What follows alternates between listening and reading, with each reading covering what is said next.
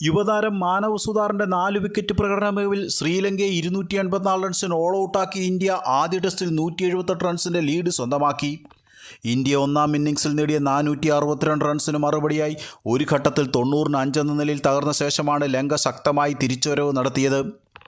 ഇന്ന് വെറും 4 പന്തുകൾ മാത്രം ബാറ്റ് ചെയ്ത ഇന്ത്യ രണ്ടാമത്തെ ദിവസത്തെ സ്കോറിനോട് 2 റൺസ് മാത്രം കൂട്ടിച്ചേർത്ത് 462 റൺസിന് ഓൾ ഔട്ടാവുകയായിരുന്നു.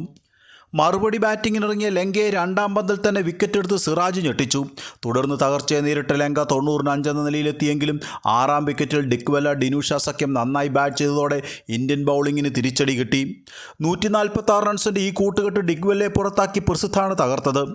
ഒടുവിൽ 167 പന്തിൽ നിന്നും ഡിനൂഷ തൻ്റെ കന്നി സെഞ്ചുറിയും പൂർത്തിയാക്കി.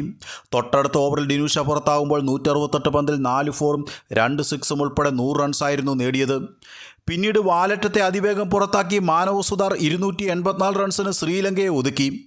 21.4 ഓവറിൽ 76 റൺസിന് മാനവ് 4 വിക്കറ്റും 21 ഓവറിൽ 57 റൺസിന് ജഡേജ 3 വിക്കറ്റും എടുത്ത് ഇന്ത്യയ്ക്കായി മികച്ച ബൗളിംഗ് പ്രകടനമാണ് നടത്തിയത്.